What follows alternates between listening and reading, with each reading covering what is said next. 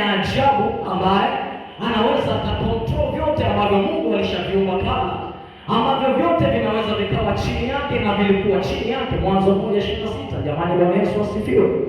Na vile Mungu amekutengeneza wewe na mimi ni tofauti. Alivyomtengeneza simba, alivyomtengeneza wanyama wote na vitu vyote unavyoviona, alitutengeneza kwa namna ya ajabu mno, kila mmoja kwa aina yake. Nataka nikwambie kitu kimoja. Mungu alivyokutengeneza wewe, vile unavyojiona hivyo na muonekano huo, asitaki kuzungumzia katika sura ya ndani tulia kwanza. Kwa namna ya nje naanza kuongelea. Kuna mtu wa kwanza na mtu wa pili. Wakorintho wa kwanza sura ya 15. Kuna kusudi na yeye kukufanya hivyo. Nataka unielewe, kuna mtu ni mweusi halafu mnene. Hivyo namna Mungu alivyokufanya, kusudi lake ni kubwa sana kwa vile alivyokufanya. Maana yake hiyo ni moja ya kitu ambacho kitakusaidia kuendea kwenye hatima yako. Hivyo ni kitu ambacho kitakusaidia kwa wepesi kufika kule Mungu alipokuandalia katika jina la Yesu. Mungu alipokutengeneza mweupe, ana mwingine mweusi wa fedha, ameruhusu kwenda katika jina la Yesu. Angeweza kukutengeneza kwa namna ya tofauti na wengine, vile ambavyo ulivyo, labda mweusi mfupi. Mungu amekusudia hivyo. Kusudi hiyo ni moja ya reason ambayo itakupeleka kule unapotakiwa kwenda. Kwa hiyo hakuna watu wanaweza kuwa wanatamani sana kuwa kama watu wengine, au muonekano wa mtu fulani, au the way alivyo sura yake, au muonekano wa umbo lake alivyo, utajisababishia kutoka kule ambapo unatakiwa kwenda kwa jina la Yesu. Jikubali mtoto wa Bwana kwa jina la Yesu. Mungu amekuamini hivyo ulivyo. Kuna mahali anataka uende, vile unavyotaka kujibadilisha. Hakuna watu walishaandaliwa na Mungu ya kwamba mtu huyu tunatakiwa kumsapoti kwenda mahali. Watakapokutana na mtu wa design nyingine ambaye Bwana hakumtengeneza hivyo, wanasema sio, wanaweza wakakuacha wasikupeleke kule ambapo unatakiwa kwenda. Jamani, Bwana Yesu asifiwe. Mungu alichokifanya alikifanya kwa kusudi, na vyote vilivyoviumba vyote vitakupa support wewe kuendea hatima yako. Alipovifanya vyote unavyoviona, alikusudi vitakusaidia wewe kuelekea kule unapoenda katika jina la Yesu. Jamani, Bwana Yesu asifiwe sana. Si kama kuna mtu ananielewa. Jikubali hivyo ulivyo, Mungu mwenyewe anakufurahia. Jikubali ulivyo, Mungu anakufurahia katika jina la Yesu. Hakuna namna ungetengenezwa usingefika kule ambapo unatakiwa kwenda. Hakuna namna ungetengenezwa usingekuwa mwinjilisti. Kuna namna usitamani kujibadilisha. Sikiliza, usitamani kuwa kama mtu mwingine, sio kosa. Hautakuwa kama yeye. Sikiliza. Shetani anaanzisha uovu ili kusudi wote tumfanyie yeye, apate wa kwenda naye. Lakini Mungu yeye anajua habari ya wema. Ndio maana akutaka kumfungulia Adamu ya kwamba kuna kitu kinaitwa ubaya, kwa sababu anaweza akapotoka, anao ubaya utakusababisha uambatane na shetani. Ashumu leo tungekuwa tujui habari ya dhambi. Usianze kuleta ujinga, yani ashumu wote tuko uchiachana na hiyo mambo. Yani ashumu ya kwamba hakujui habari ya dhambi. Maanake unafahamu wote ya kwamba hivi anikitenda hili ni kosa. Yani kifupi, uweze kutenda ubaya. Adamu mwanzo alikuwa uweze kutenda dhambi. Ndio kile ambacho Mungu Yesu alikufa ili turudi kule ambapo tunaweza tukaishi pasipo kutenda. Leo alishindwa kutimiza ile kusudi ambapo Mungu amemwitia. Mtu wa pili anaitwa naye kwa kusudi, akatembea wakati anapita katika ile njia kuelekea kwenye kusudi, akakutana na vizuizi vikamwangusha chini, alafu akasimama tena, akaendelea katika ile njia ya kuelekea ushindi, akaanguka tena, akainuka, akawa anataka kuelekea kule kwenye ule ushindi, akaanguka tena, akainuka, akawa anaelekea tena kule akaanguka, akainuka, lakini mwisho wa siku akafikia ule ushindi alioshinda, halafu akaondoka. Na kuna huyu mtu mwingine akifika kwenye kikwazo anakipiga kwa jina la Yesu, halafu anaendelea. Kuna kitu akifika tena anapiga kwa jina la Yesu, anaendelea. Akifika anapiga kwa jina la Yesu, anaendelea, halafu anachukua ushindi kwa jina la Yesu. Nikamwambia Mungu, hata kama ni yule ambaye anaenda yeye anaanguka anaenda ni kikubwa, ni ushindi kama utajua mwenyewe. Lakini vitu ambavyo vitakusaidia uwe yule mtu ambaye Ukifika mahali unakutana na kizingiti chochote, unakipiga na kutembea, hakuna vitu vingi sana vitakavyokusaidia. Nataka nikupe kimoja tu kwa sababu ya muda. Kitu ambacho unaweza kuandika vitu, alafu kaandika vile ambavyo unaweza ukafunuliwa ni vitu gani vinaweza vikakusaidia wewe ukafikia hatima yako. Mimi ndio nimesema ushindi. Maana ushindi ni hatua ya mwisho. Ambaye anasema hivi, vita nimevipiga vilivyo, imani nimeilinda. Alafu nani? Mwisho. Nimepiga vita vilivyo, imani imenilinda. Mwendo ni nyuma. Mwendo ni nyuma. Maana kesho tunataka mwendo kumaliza. Vitu vitakavyokusaidia ukamaliza mwendo. Maana yake ndio pale unafika kwenye kilele cha ushindi wako. Yaani hapa Mungu ukitaka kunichukua sana, nimeshamaliza kazi. Unapoongelea kazi sio kama ni uchungaji au injilisti. Unaweza kuwa ni kazi yako. Umeitiwa kusapoti mikutano zaidi ya 500 ukiwa duniani. Maana lazima ufikishe hiyo mikutano 500 ndipo utakuwa umekamilisha kusudi lako. Hapo tunasema Mungu nimemaliza. Haujai na kitu moyoni unasema nisipokifanya hivi nitajisikia hatia sana. Unaweza kuwa mwahidi kitu mtu au umeona mtu katamani kufanya kitu kwako, ukasema Mungu nisaidie, sitajisikia vizuri mpaka nimempatia hiyo kitu. Ni vile ambavyo unampatia unaona hapa nisha. Ndio vile ambavyo umetiwa na Mungu, utakapokamilisha mambo tayari hapa Mungu kazi yako tayari. Unajisikia ndani ya moyo wako. Lakini kuna mtu ambaye unafanya vitu vingine, hakuna kile kitu ambacho Mungu amekuitia hawataki kukamilisha.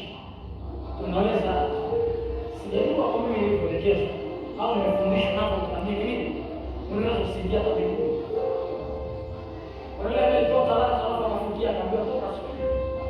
Anaweza alikuwa mkeo akaona nyumbani alafu akaenda kazini. Maana wewe kulikuwa kuna issue ya kwamba utalipa, alafu kuna kipote mmoja atatembea. Alafu kuna mtu mmoja ataokoka kwa sababu kwa kukamilisha kazi yake. Anaweza akakutoa kwa ufalme wake. Kwa hiyo usipokamilisha kusudi ya mkeni unaweza usione hata mimi. Kwa mimi. Sasa nisikilize, vipo vitu vingi zaidi ya 100. Kuna watu wameshaandika maneno.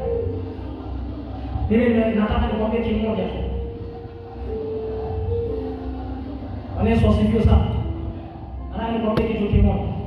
Pia nataka kusaidia ufike kwa haraka. Viko vingi sana. Nataka nikwambie hapa. Neno. Bwana Yesu asifiwe sana. Unataka kumjua Mungu, wasoma neno la Mungu katika jina la Yesu.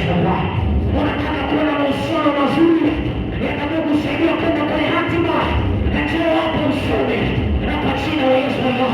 Unataka kufika mbali na kwenye biashara na njoo zaidi na kwa jina la Yesu.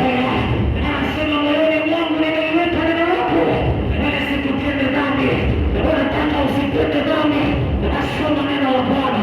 Unataka kufika mbali na kila kitu kiko hapa, ukachini upo hapa, maisha bora yako hapa, mahusiano mazuri yako hapa, hela zipo hapa, na kila kitu chema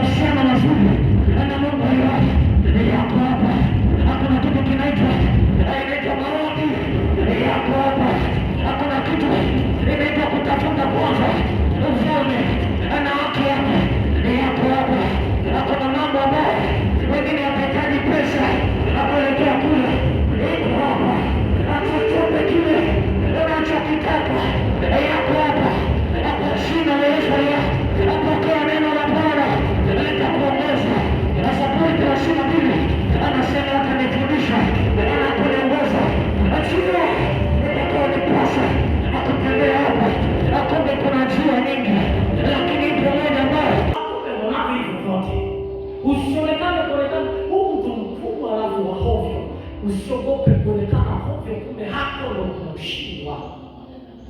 Kuna vita ukipiga umepigwa, na kuna vita ukipiga umepiga kwa jina la Yesu. Nachotaka tuone kitu kimoja, kwa namna yote Mungu tusaidie tufike pale. Kuna kitu cha mwisho anaongea, alafu tunaomba nafunika na Biblia kabisa. Kuna kitu kimoja sasa katika vyote tulivyoongea ambacho biko ukikikosa ni ngumu sana kufika pale. Vyote japo vimebebwa katika hilo, ni kitu kinaweza kujitegemea chenyewe. Naomba usimame sasa wakati naongea hapa. Alafu tukaombe. Tunaomba Mungu. Unaweza kama ulikuwa mhubiri mzuri, halafu sasa hivi uone mambo yanaenda. Nataka nikwambie kwamba haujashuka kihuduma. Hapo utanielewa. Hakuna mambo ulikuwa unayafanya vizuri sana, ana wakati huu yafanye vizuri, asio kwamba umeshuka level ya kufanya hayo mambo. Hakuna watu walikuwa wanaomba sana, lakini sasa hivi kama maombi yamepungua vile, sio kwamba umeshuka level. Hapana. Hakuna watu walikuwa mkiongea kitu kinapokelewa kwa ukubwa mno, lakini sasa hivi ukiongea ni kama unapiga kelele, sio kwamba umeshushwa heshima. Hapana. Hakuna watu walikuwa mkitenda mambo, watu wanakupongeza, wanaona safi, kuna kitu umekitenda, lakini unaweza ukaona kwa sasa ukitenda chochote kama sio kwamba ile nguvu ya kutenda mambo unayo. Unaweza kuwa ukihubiri watu wanabarikiwa mno, lakini ukiwa unahubiri vitu vya kawaida, sio kwamba umeshuka kihuduma. Hapana. Ni kitu kimoja umekikosa, au kitu hicho ndio kimepungua. Hivyo kitu kinaitwa ambacho umekikosa. Ulikuwa ukiongea kitu kinasikilizwa na wengi, lakini wakati huo ukiongea kama unaongea upumba. Au kukutana na mtu yuko very smart, ana ujasiri, anaweza kufanya vitu, hana utani mwingi, hana chochote, hana masiara, lakini kuna mtu kama chizi, sio chizi sio wewe. Halafu yule anapata nafasi ya kusimamia au kwa mkurugenzi wa hilo eneo. Halafu yule ambaye yuko serious anakosa, sio kwamba hawezi kupenda, hakuna kitu hana au amepungukiwa, akinaitwa neema. Sio kwamba ulikuwa unaomba sana, sasa hivi unaomba kidogo, na sio kwamba umeshuka. Hapana, hakuna kitu umepungukiwa, akinaitwa neema. Hiko ndo kinakuwezesha kufanya vitu. Unaweza kuwa unahubiri, unajua kuhubiri, ukakosa neema, hakuna chochote kinachotokea. Unaweza ukafanya vitu vingi ukakosa neema, hakutakuwa na chochote. Majina haya, neema inatubebada, inatuvusha kuna mahali ambapo hatustahili, halafu inatukimbiza tunapotakiwa kwenda. Neema inaweza ikakubeba ikakuvusha mahali ambapo unatakiwa kushindwa kabisa au kufeli, lakini neema inakunyanyua, na neema ya Bwana inakurudisha tena. Ninakwambia wewe, neno la Bwana, na neema ya Bwana ikija juu yako